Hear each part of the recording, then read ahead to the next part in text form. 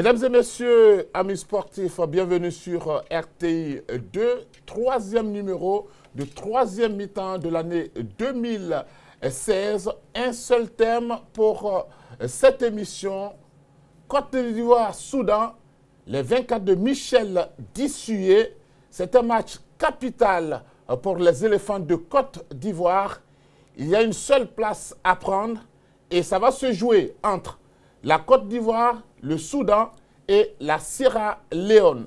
L'équipe du Gabon qui fait partie de ce groupe I est déjà qualifiée parce que pays organisateur. Sur ce plateau, il y a messieurs Patrick Guité, Choilio Diomandé et Aimé Brière. Ensemble, nous allons parler de ce match crucial, un match très déterminant. Voici la présentation avec la complicité Koulibaly Seydou, Anne-Marie Nguessan, Blandine, Madame Koulibaly. Les éléphants entament un virage important dans la course à la CAN 2017. Ainsi, la double confrontation avec le Soudan s'annonce décisive. En deux sorties, la troupe de Michel Dissué a allié 2 nuls blancs. De petites prestations qui relèguent les éléphants à la 3e place du groupe I avec 2 points derrière le Gabon, premier avec 4 points, et le Soudan, deuxième avec 3 points. Dans ce groupe, le Gabon, pays organisateur de la CAN 2017, joue pour du beurre. La place qualificative se dispute donc entre les éléphants de Côte d'Ivoire, le Soudan et la Sierra Leone. Un match à 3 pour une seule place. Pour ne pas lâcher prise dans cette bataille, les éléphants doivent faire le plein de points. Or, l'attaque n'a inscrit aucun but en 2 matchs face au Gabon et à la Sierra Leone. Gervinho, Boni Wilfried et Salomon Kalou n'ont pas trouvé le chemin des filets. Vendredi, le public du stade Félix Houphouët-Boigny attend donc que la tête des éléphants retrouve la foudre au bout des souliers. Absent de la sélection depuis 1 an, Yaya Touré devrait faire son grand retour face au Soudan. Mais le milieu de terrain des Citizens a été touché dans le derby de Manchester entre United et City. Il est donc incertain pour les 2 sorties face aux Soudanais. Une absence de taille pour le 11 ivoirien qui a été orphelin de son maître du jeu. Cependant, Serge Aurier, mis à l'écart par le Paris Saint-Germain, a là l'occasion de montrer qu'il n'a rien perdu de son punch. Un autre atout donc pour les éléphants de Côte d'Ivoire. Alors tout de suite, il faut souligner que Yaya Touré, pour le moment, n'est pas encore en Côte d'Ivoire. Ce n'est donc pas sûr que Yaya Touré participe à ce match entre le Soudan, entre la Côte d'Ivoire et le Soudan. Messieurs, je vous avais salué, mais maintenant, vous êtes là bien en place. Eh bien, on va tout de suite parler du point dans la poule I, parce que il faut comprendre d'abord ce qui se passe pour mieux expliquer, pour mieux partager les soucis, certainement avec les téléspectateurs.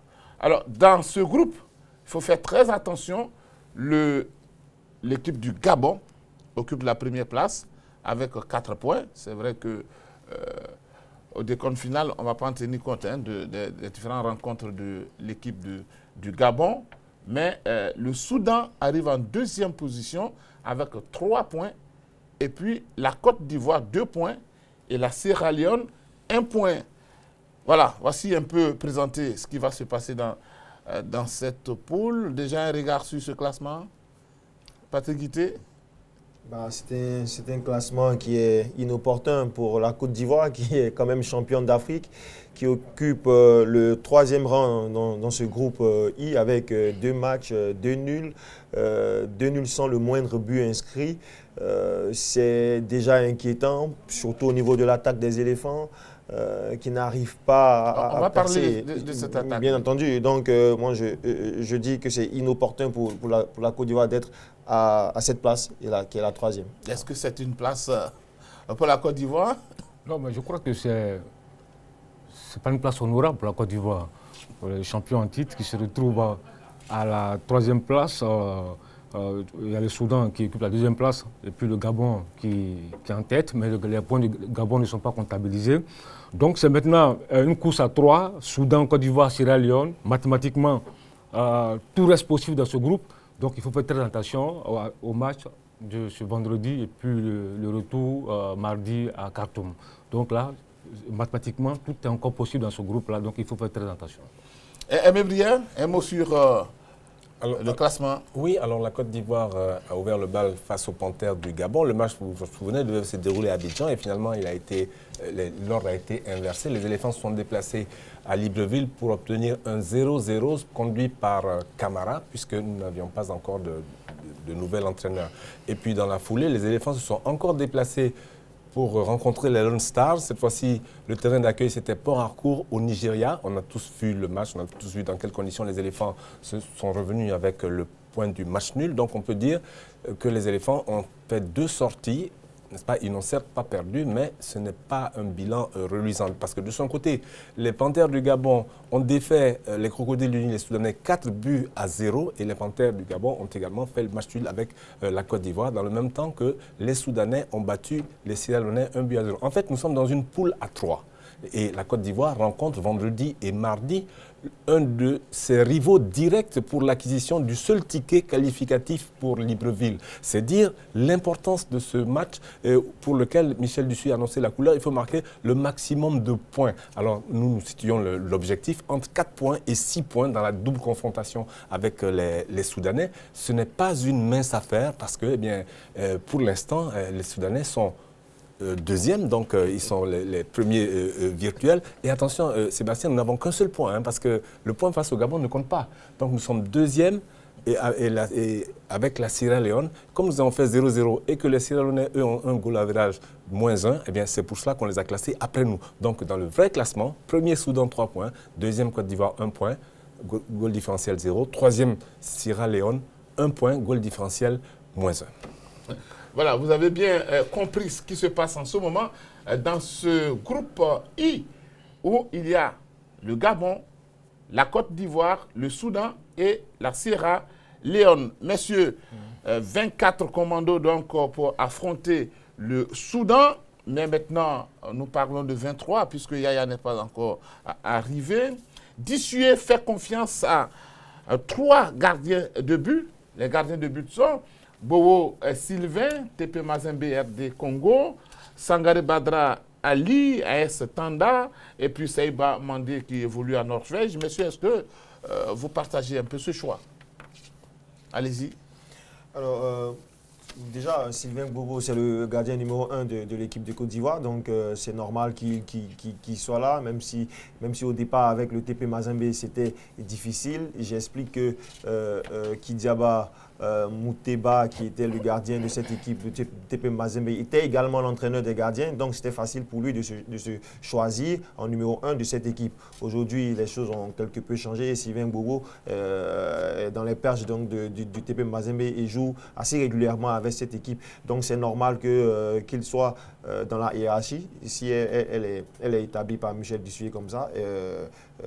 Qu'il soit le numéro 1. Après vient Badra Sangare qui a fait une très belle, de très belles performances lors du CHAN 2016. C'était au Rwanda. Nous avons tous vu les matchs de ce garçon. Il était gardien numéro 2 de l'AS Standard derrière Aifimi Christopher qui, lui, a choisi la sélection béninoise. Donc, après ces prestations-là de Sangare, la consécration était qu'il intègre véritablement l'équipe A des éléphants qu'il avait quitté il y a quelques années. Le problème, c'est tellement nous allons discuter ici où tout le monde s'attendait certainement à avoir en numéro 3 Cissé Abdul Karim, pourquoi pas Zadi Blé Hortalin.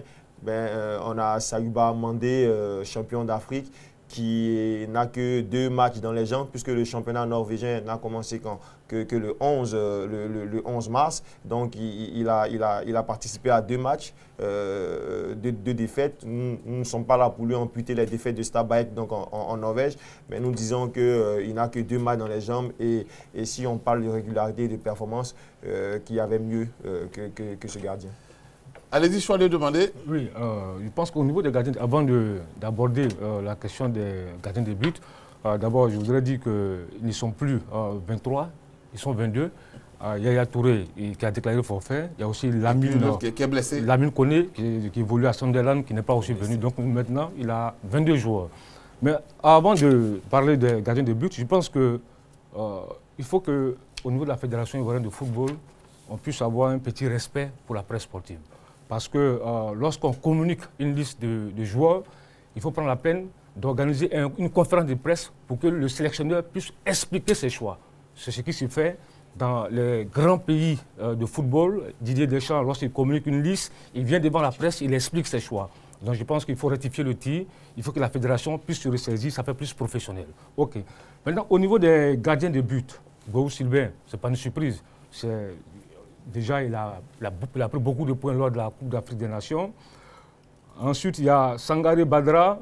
Lui, c'est un garçon qui a remporté tous les tournois intermédiaires avec la Côte d'Ivoire. Tournoi de l'UMOA, tournoi de la francophonie. Il connaît la maison. Il faut le dire, c'est aujourd'hui le véritable numéro 2 après Gowou Sylvain, si on veut bien voir dans l'hierarchie des gardiens de but. Maintenant, Sayouba Mandé, moi j'aurais préféré à la place de Sayouba Mandé un garçon comme Cissé Abdoul Karim, qui était au CHAN avec les éléphants, qui a joué la Coupe d'Afrique avec le Sporting Club de Gagnoa, qui a aussi lui aussi une grosse expérience. Sayouba Mandé, c'est vrai, il revient de blessure, il a seulement quelques matchs, 2 matchs dans les jambes, en fait, dans les jambes. Donc j'aurais préféré à la place de Sayouba Mandé un garçon comme Cissé Abdoul Karim, que je trouve plus en jambes. Mais Brière?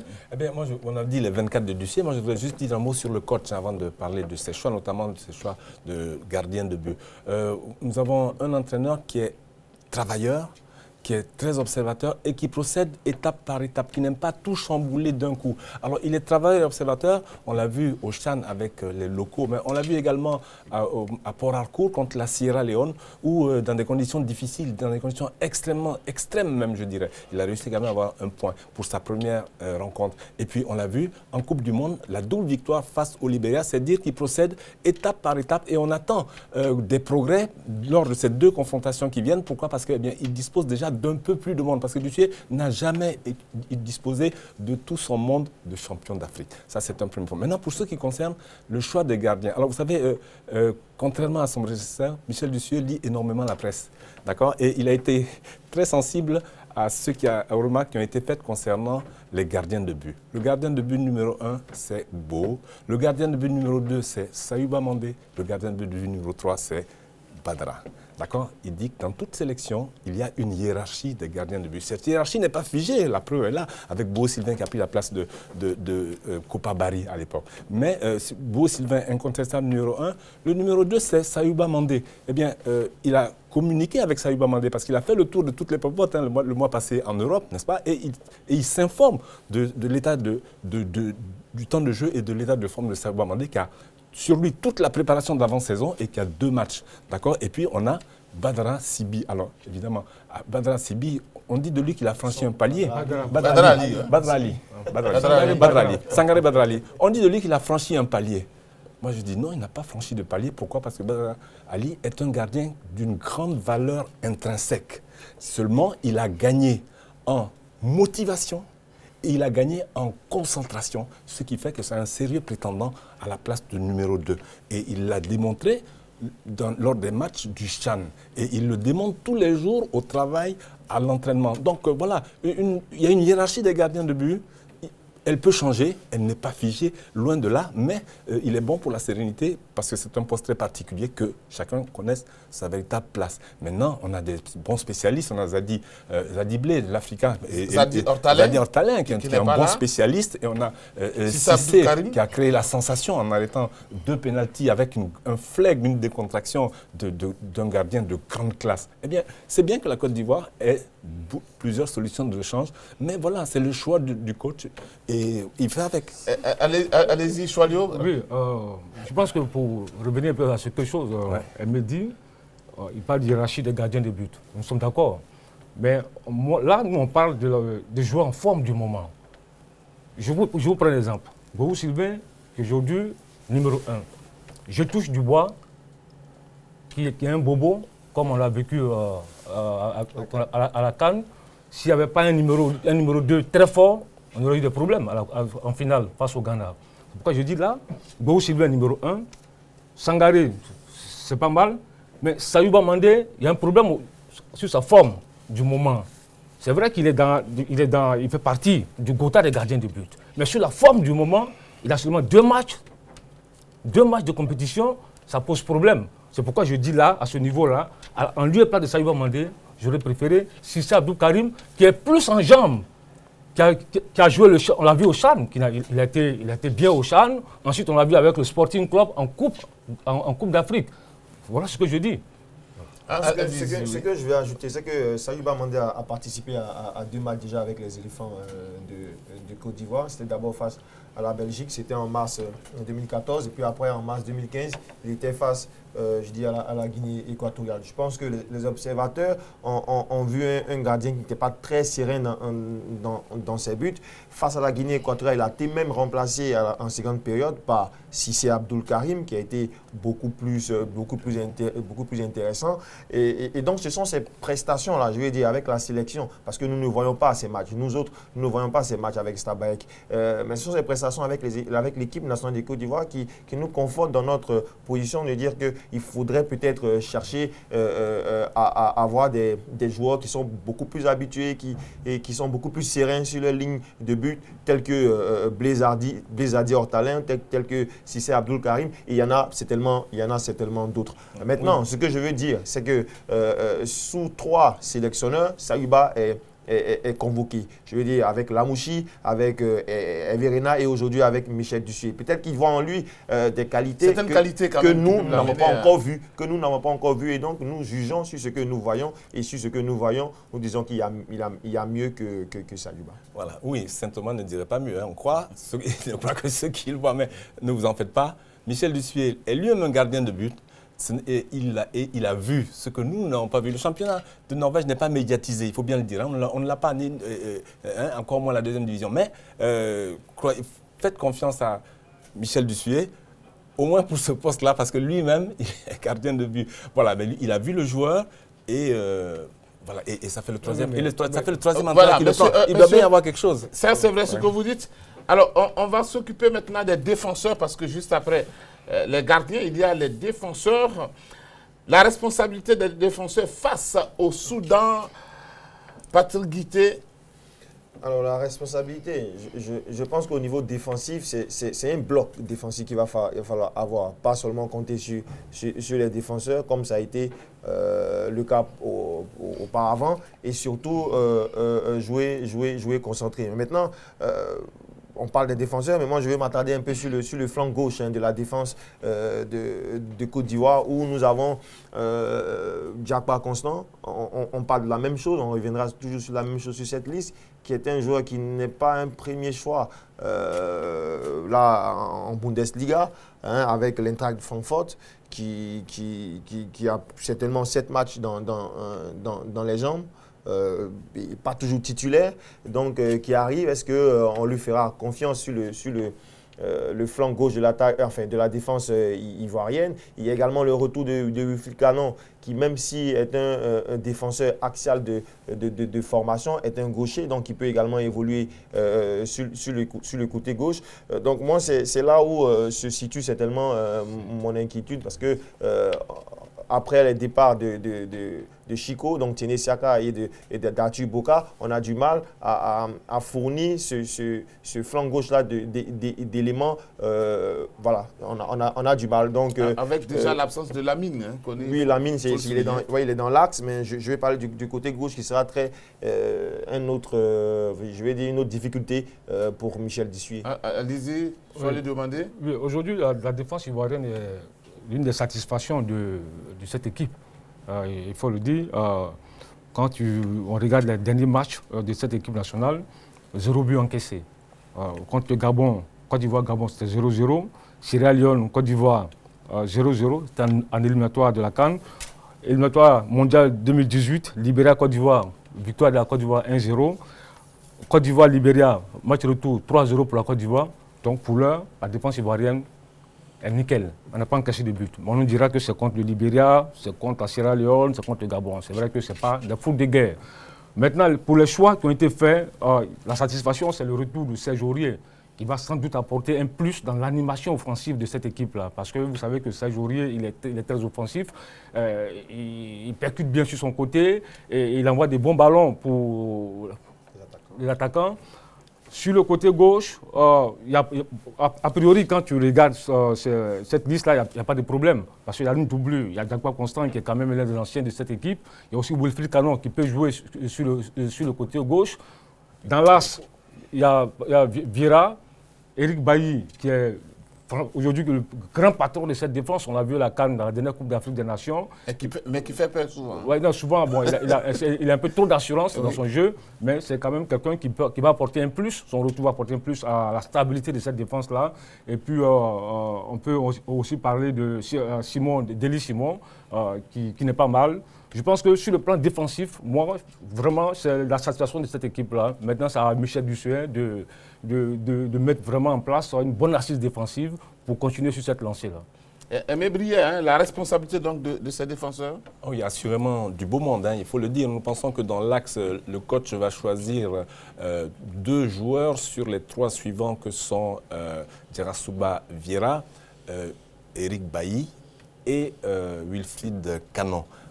Il a le choix, c'est un bon choix. Wilfried Canon a repris la compétition avec son club de Ado La Haye. Il a 10 matchs dans les jambes, il est revenu dans une forme acceptable. Lui aussi a été supervisé par le coach Michel Dussuet.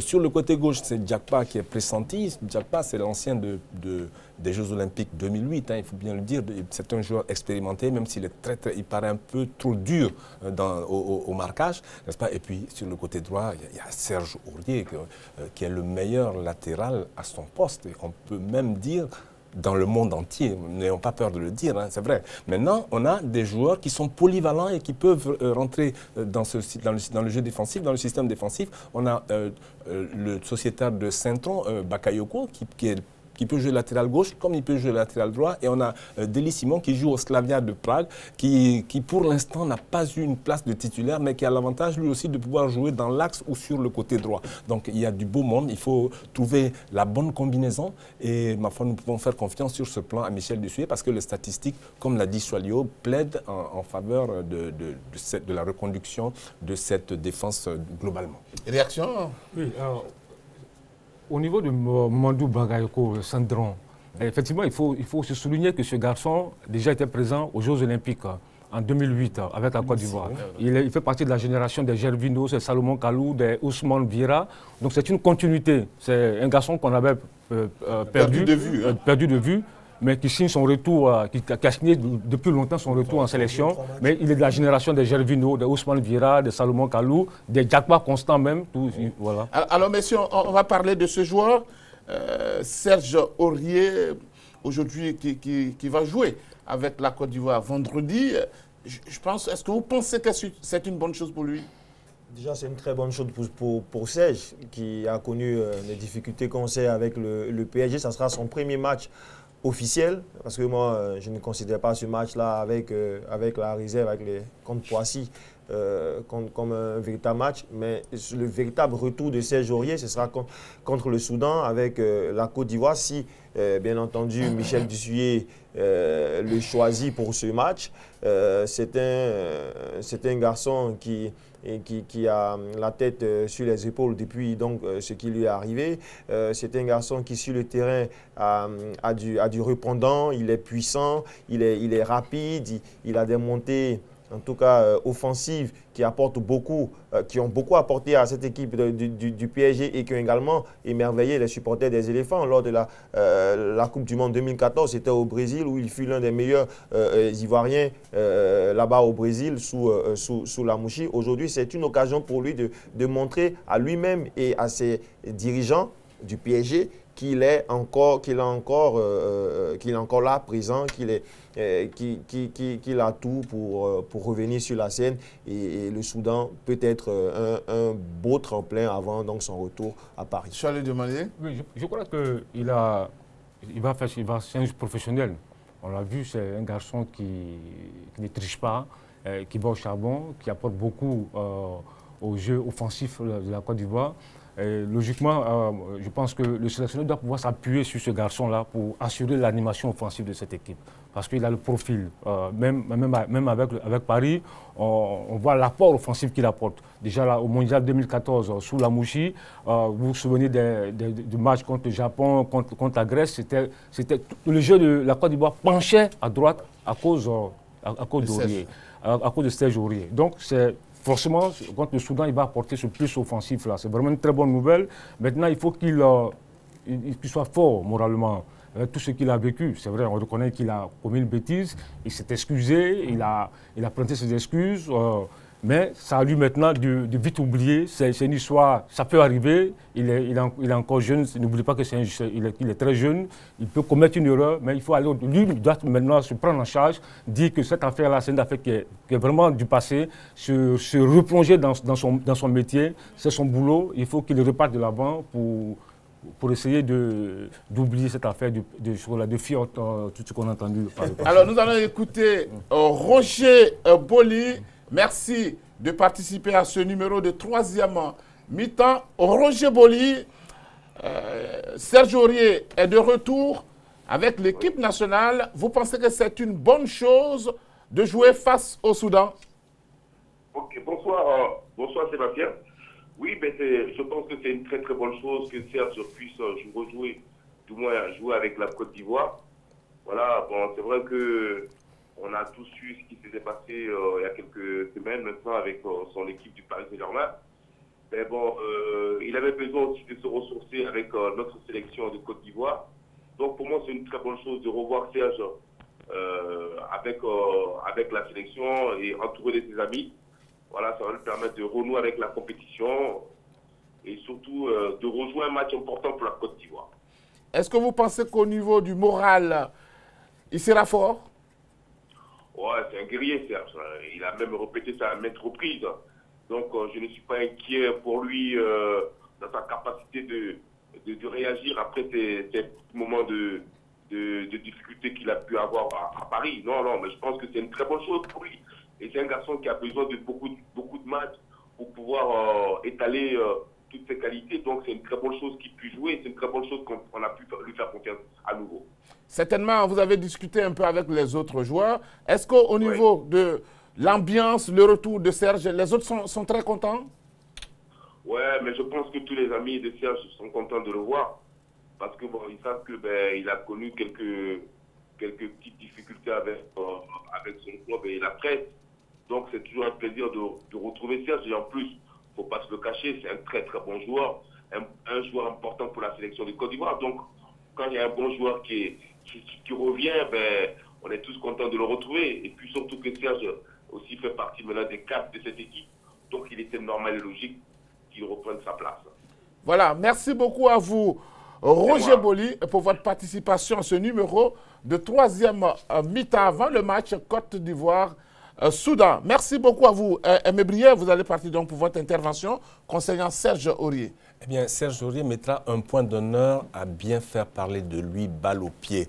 Il va lancer un message aux Parisiens pour leur dire qu'il est là, qu'il est bien là, qu'il est toujours aussi fort, dur au marquage, bon de la tête, combine parfaitement avec ses camarades de la défense et il porte le ballon dans le camp adverse. Serge Aurier sait faire preuve de générosité. C'est un commentaire, d'ailleurs, il faudra un peu canaliser un peu ses efforts dans ce sens-là. Il aime aller au charbon, il aime aller au contact et il faudra un peu le canaliser sur ce plan-là. Mais tout ce que nous espérons, eh bien, c'est de le voir sous son meilleur jour.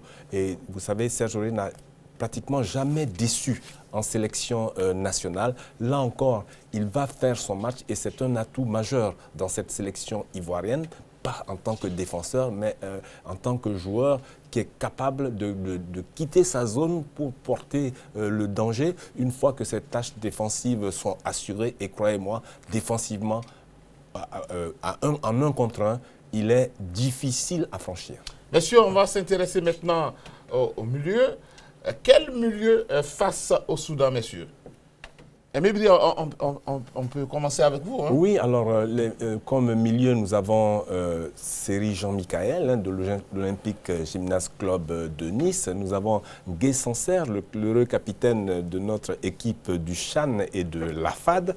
Nous avons Sérédier Geoffrey, l'infatigable piston de milieu de terrain de Stuttgart. Stuttgart qui, dans la Bundesliga, se porte un peu mieux. Sérédier a assuré qu'ils vont se maintenir. Voilà pour les trois premiers éléments hein, qui sont là. Maintenant, on a Akpa Akro qui relève un peu de blessure, le capitaine de Toulouse. Et puis on a Angban qui est de Saint-Tron, qui a lui aussi été supervisé par Michel Dussuyer en même temps que Bakayoko. Voilà un peu quels sont les joueurs parmi lesquels Michel Dussuyer devra composer.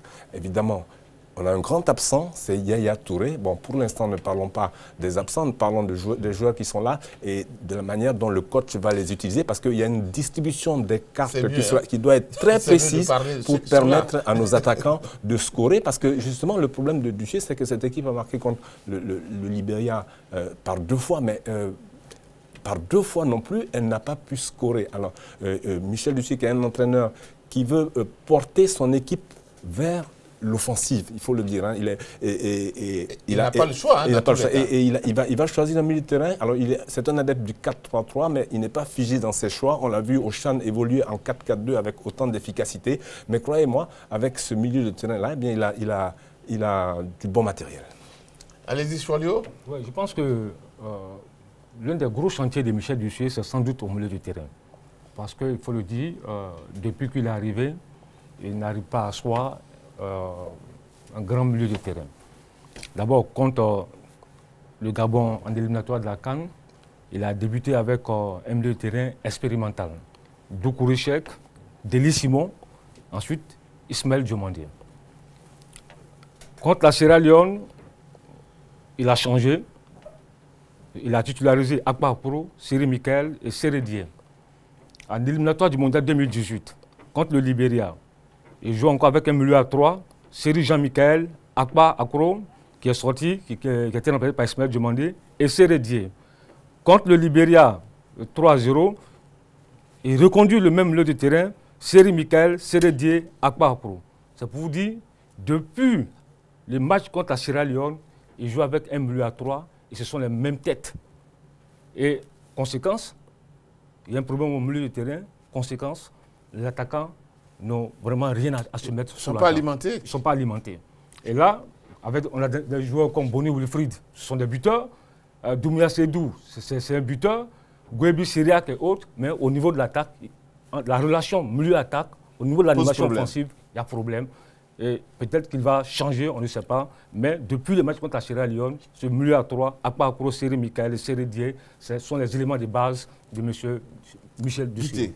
Oui, le milieu de terrain ne cherche pas véritablement un patron, hein, parce que pour moi, le patron de ce milieu de terrain, c'est Sérédier, qui est un véritable travailleur, un aboyeur, c'est quelqu'un qui replace, qui recadre ses coéquipiers. Là où se trouve le problème, c'est qui serait le dépositaire donc, du jeu des éléphants de Côte d'Ivoire? Qui pourrait alimenter, comme le disait Choualio tout à l'heure, alimenter les attaquants?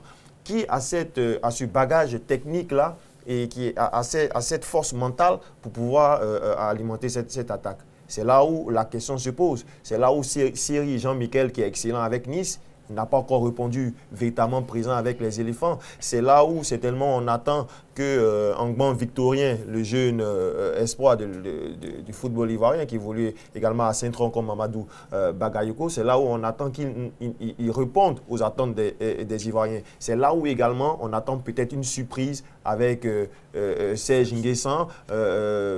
C'est un très bon joueur qui, si c'est vrai, évolue en Ligue 1 ici, mais qui a de très bonnes qualités. Hein. Et il a démontré, notamment lors du CHAN 2016. C'est là où on attend donc cette équipe de Côte d'Ivoire d'avoir un véritable meneur de jeu, un véritable dépositaire, un patron technique. Oui. Un patron technique, parce que le patron physique, on l'a déjà avec Sérédier.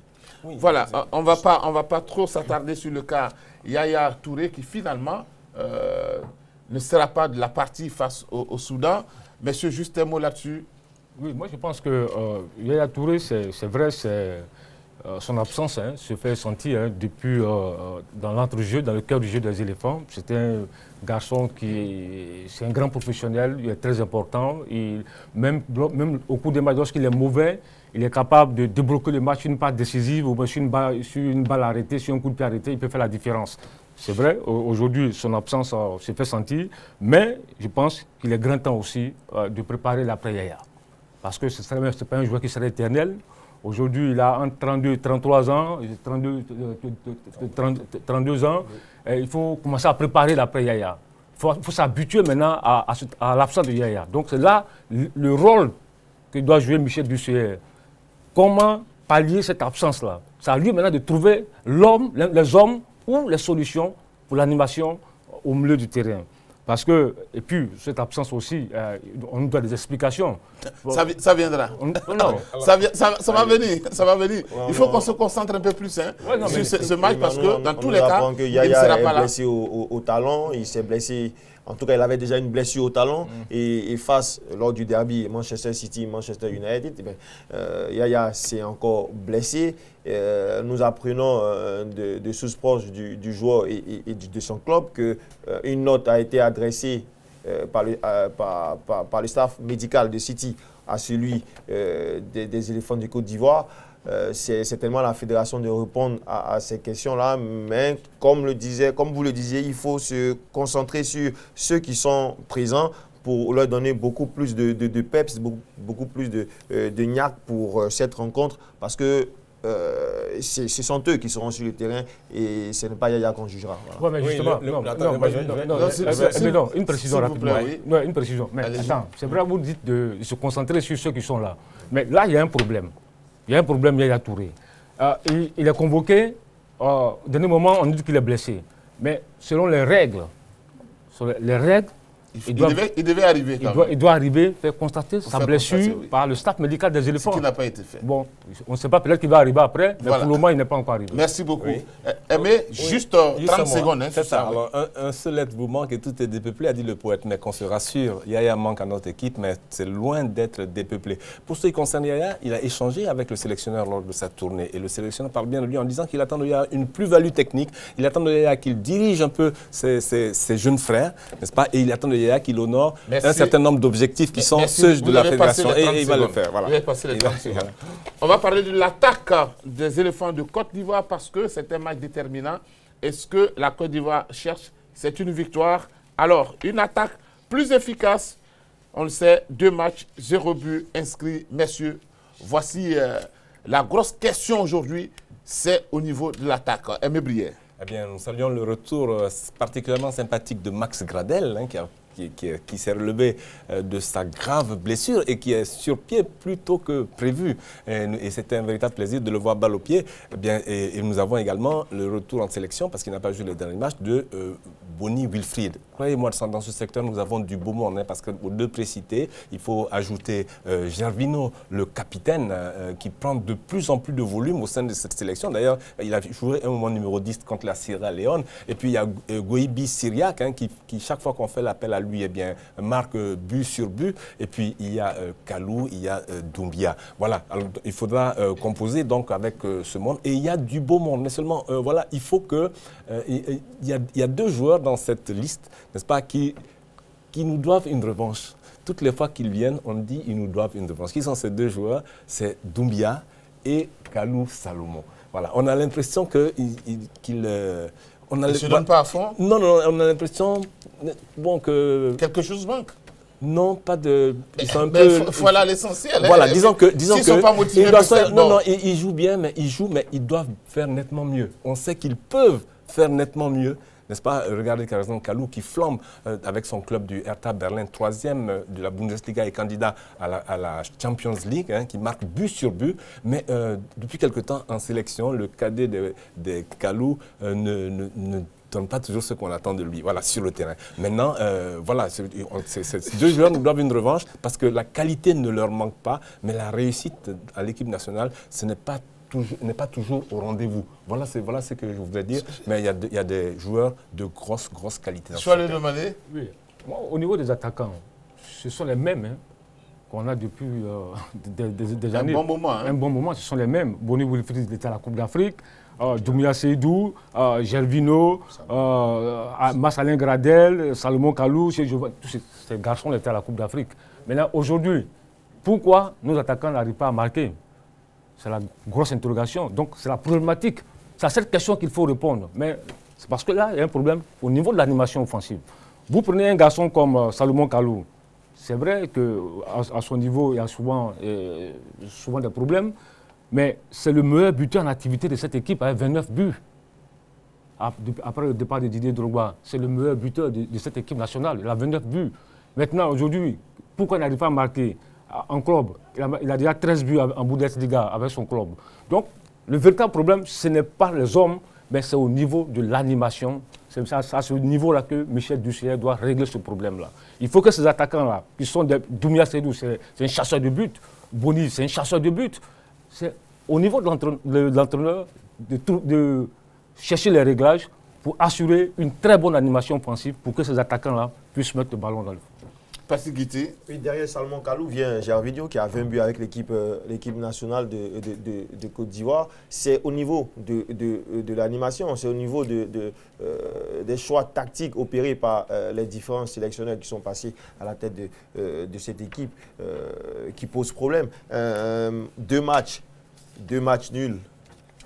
0 but marqué, c'est inquiétant, surtout que nous sommes à un tournant de ces éliminatoires de la CAN 2017 face à une équipe du Soudan qu'il faut craindre, une équipe du Soudan qui puise ses forces dans ces deux équipes phares, les deux équipes phares de son championnat national, avec des joueurs naturalisés, des Nigérians, des Brésiliens. Donc il va falloir faire très attention, il faut marquer des buts. Alors pourquoi est-ce qu'on ne marque pas des buts? Parce qu'il n'y a pas ce passeur nominal qui ferait briller nos attaquants. Peut-être que ces passeurs là-haut, peut-être que les dispositions prises au niveau de l'attaque ne permettent pas aux tueurs de briller. Vous avez des joueurs tels que Gervinho qui sont peut-être trop omnibulés par le but, qui veulent coûte que coûte briller, marquer, donc qui oublient cette qualité de passe qu'ils ont. Peut-être que c'est ce qui l'explique. Je ne mettrai pas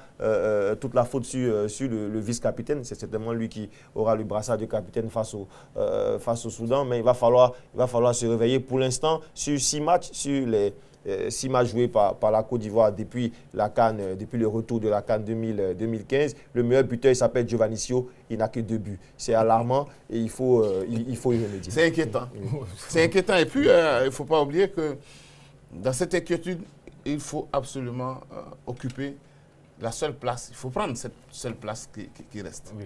Mais briller, c'est important. Il n'y a qu'une seule place à prendre. Oui, et le capitaine Gervinho disait que si la Côte d'Ivoire n'allait pas à la finale de la CAN, eh bien, il n'a pas dit que ce ne serait pas une vraie CAN, mais il dit que ça ferait quelque peu désordre. Les champions d'Afrique se doivent d'honorer leur rang et leur standing. Et là, ils ont une confrontation directe avec le principal rival pour l'acquisition de cette qualification.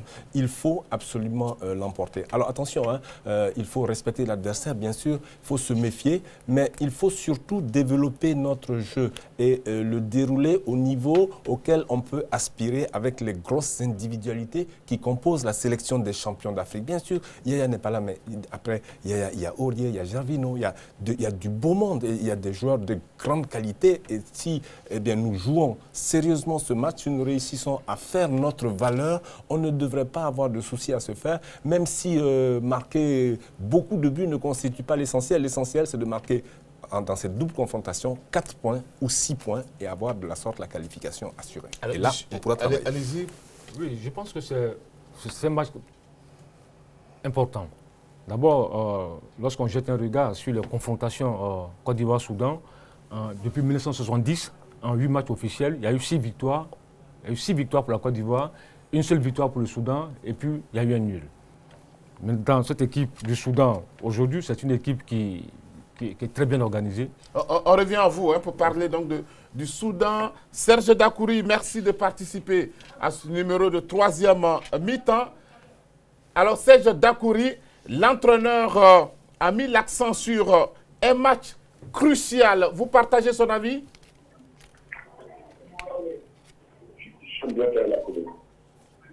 Voilà, on va retrouver Serge Dakouri tout à l'heure. Allez-y. Donc, je disais que c'est une équipe qui joue bas et qui se projette très rapidement vers l'avant, avec un jeu collectif bien huilé. Elle s'appuie sur ses stars issus de ces 2 locomotives que sont Al-Méric et Al-Hilal. Il y a le capitaine le défenseur Mohamed Kider. Au milieu de terrain, il y a un garçon comme Mohamed Aga. Et puis dans les buts, il y a Akram El Hadis Salim, qui est vraiment le rempart sûr de cette équipe-là. Maintenant, lorsqu'on regarde un peu sur le papier, il n'y a pas photo entre la Côte d'Ivoire et le Soudan. Mais aujourd'hui, cette équipe est en train de monter en puissance. Elle a la chance d'accueillir, de recevoir lors de la deuxième confrontation à Khartoum. Donc il faut faire très attention. Elle viendra à Abidjan chercher le point sans doute du match nul. Pourquoi ne pas créer la surprise? Donc c'est un match extrêmement important pour cette équipe de Côte d'Ivoire, car cette équipe-là est capable de se faire battre à domicile, puis elle est aussi capable aussi de réaliser un exploit en déplacement. Alors les éléphants n'ont pas droit à l'erreur dans ce match. Les éléphants n'ont certainement pas droit à l'erreur ici au stade Félix Houphouët-Boigny. C'est forcément une victoire qui arrangerait les choses des hommes de Michel Ducier, même si les éléphants peuvent également arracher une victoire à Khartoum ou à Omdurman. De toutes les façons, les dés sont jetés, les éléphants savent à quoi s'en tenir, les éléphants savent quoi faire. Et c'est sûr que ça sera difficile face à une équipe qui va certainement jouer regroupée, vu que les attaquants ivoiriens aiment les espaces. Je parle de Max Gradel, tel que Javino, ils aiment bien les espaces. Et l'équipe soudanaise reviendra resserrer vraiment les rangs, regrouper et derrière et procéder par contre-attaque. Donc il va falloir être très concentré durant cette rencontre. On parle d'Aurier, de ses montées, mais il va falloir rester très concentré face à cette équipe et ne pas regarder le papier, parce que même si les Ivoiriens sont 36e, que les Soudanais sont 135e au classement FIFA, c'est pas ce qui compte, c'est la vérité du terrain et la forme du moment qui détermineront donc cette rencontre. Alors on va écouter Serge Dakouri. Serge, merci de participer à ce numéro de 3e mi-temps. L'entraîneur a mis l'accent sur un match qui sera crucial. Vous partagez son avis? Quand on voit les forces en présence, les statistiques montrent que la Côte d'Ivoire a fait une partie de l'équipe de Soudan. Alors, on a un problème de son avec vous. On vous entend difficilement, Seyd Dakouri. Je pense qu'on va vous retrouver la prochaine fois pour un autre numéro de 3e mi-temps. Oui, allez-y. Sébastien, je voulais dire que les statistiques de nos confrontations avec les crocodiles du Nil sont favorables aux Ivoiriens. Mais je voulais vous rappeler juste de manière anecdotique que les Ivoiriens avaient, les Soudanais avaient un attaquant qui était surnommé ou qui était même nommé Gagarine. Particularité, il était employé à l'ambassade du Soudan en Côte d'Ivoire. Donc il jouait quand son équipe se déplaçait à Abidjan. D'accord, on en conserve de bons souvenirs. Il était costaud, il était bon de la tête et il jouait au stade d'Abidjan. Donc, c'était juste une anecdote. Une précision, il a joué le match de 1979 contre le Soudan avec la large victoire des éléphants 4-0. Oui, c'est cela. C'est une histoire où je ne me retrouve pas bien. Alors, messieurs, on va mettre l'accent maintenant sur le rôle que doit jouer le 12e homme. Je veux parler donc du public mébrière. Il faut le soutien des Ivoiriens, en tout cas des sportifs ici en Côte d'Ivoire, aux éléphants de Côte d'Ivoire. Oui, effectivement, les joueurs, les éléphants de Côte d'Ivoire, convient leurs supporters et leur public à cette rencontre qui n'a pas seulement un aspect sportif. Vous connaissez la triste actualité dans notre pays, le drame qui s'est déroulé à Grand-Bassam, et les joueurs ont visité, on va en parler tout à l'heure, les sites du funeste drame, et les joueurs veulent s'impliquer dans la citoyenneté et dans la solidarité avec les victimes de cette barbarie et leurs familles. C'est la raison pour laquelle ils demandent au public de venir très nombreux, et la Fédération ivoirienne de football a elle aussi initié, n'est-ce pas, un vaste mouvement de supporters vers le stade Félix Houphouët-Boigny en donnant un prix de place abordable. Je peux vous le donner si vous voulez, Sébastien. VIP 20 000 francs, officiel 10 000, latéral 5 000, lagunaire 2 000 et virage 1 000 francs. Et les joueurs ont promis de jouer pour les Ivoiriens et pour les victimes de Bassam. À cet effet, ils ont promis de jouer en blanc et ils demandent aux supporters de venir habillés de blanc au terrain pour les soutenir. Alors, ça va donner une bonne ambiance. Donc suivre tout de suite cet élément de Salifo Ouattara. Les éléphants de Côte d'Ivoire étaient à Bassam pour rendre hommage à ces victimes de Grand Bassam. C'est un moment assez fort. Visage sombre, les éléphants de Côte d'Ivoire ont déposé des gerbes de fleurs symboliques ce matin du mardi 22 mars à la plage de Bassam. Objectif, honorer la mémoire des victimes de l'attaque terroriste du dimanche 13 mars dernier. Moment de deuil et de recueillement des éléphants et des responsables de la Fédération ivoirienne de football, peinés, attristés par les témoignages et explications. Aux responsables des 3 réceptifs hôteliers visés par l'attaque meurtrière, les éléphants diront Yako, Ifo. C'est beaucoup d'émotions, tristesse et puis voilà. Mais bon, ça nous a fait du bien de venir ici, de voir les familles des victimes et de leur montrer qu'ils ne sont pas seuls et qu'on est ensemble. Ouais, je pense que c'est de notre devoir d'essayer d'apporter un peu de réconfort, si c'est possible, à toutes les personnes qui ont été visées par cet attentat. Et je pense qu'aujourd'hui, il faut qu'on se serre tous les coudes. L'actualité est encore brûlante et il faut qu'on soit solidaires et surtout qu'on soit courageux tous. Ensemble, comme un seul homme, ils ont promis aux Bassamois, par la voix des Sérédiers, d'honorer le vendredi la mémoire des victimes sur le terrain du stade Félix Houphouët-Boigny, en jouant en blanc, signe de paix, et en reversant les bénéfices du match Côte d'Ivoire-Soudan aux familles endeuillées. Alors, messieurs, vous avez 25 secondes, hein, chacun pour la conclusion. Vous avez 25 secondes, allez-y. Oui, ok. Moi, je pense que c'était une très bonne chose. Une très bonne chose de se déplacer à Bassam, de rendre hommage aux victimes de Bassam de vendredi. Mais ce que je n'ai pas compris, c'est que avant le déplacement de Bassam et puis avant le match de ce vendredi, il y a eu des matchs au Stade Houphouët-Boigny. Non, dimanche à Kaiser Chiefs, ensuite Sporting Mouloudia d'Alger, samedi au Champrou. Mais il n'y a pas eu de minute de silence. Merci beaucoup. Allez-y, pour votre observation. Moi, je vais m'adresser aux supporters, puisqu'on parlait du 12e homme. Les éléphants ont besoin de supporters, pas de spectateurs. C'est vrai qu'ils ont été appelés à venir en blanc. Il s'agit d'une place qualificative pour la CAN 2017. Il s'agit de venir soutenir les éléphants de Côte d'Ivoire ce vendredi. Il ne s'agit pas de venir là et vibrer seulement quand on marque des buts. Les supporters, c'est eux qui soutiennent leur équipe dans tous les moments, et ce n'est pas des personnes qui viennent pour, je veux dire, traiter le joueur de tous les noms d'oiseaux. Merci. Aimé Brière. Rendez-vous au stade Félix Houphouët-Boigny. Vive la paix et puis bon vent aux éléphants. Voilà, en tout cas, merci à vous, messieurs, les éléphants de Côte d'Ivoire. Nous vous souhaitons bonne chance pour ce match contre le Soudan. C'est un match capital. Il faut aller chercher la victoire parce que juste après le 29, c'est-à-dire mardi, on aura donc le match retour. Il n'y a pas de raison que la Côte d'Ivoire ne soit pas au Gabon, surtout qu'au niveau du Gabon, les choses nous portent aussi bonheur. Je pense que les éléphants ont toutes les chances de se qualifier.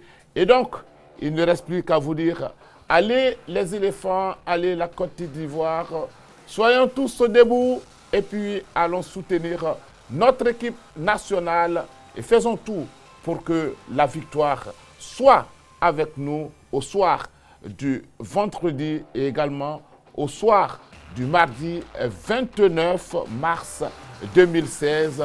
Tout est possible, rien n'est impossible, comme on le dit. Les Ivoiriens sont toujours forts.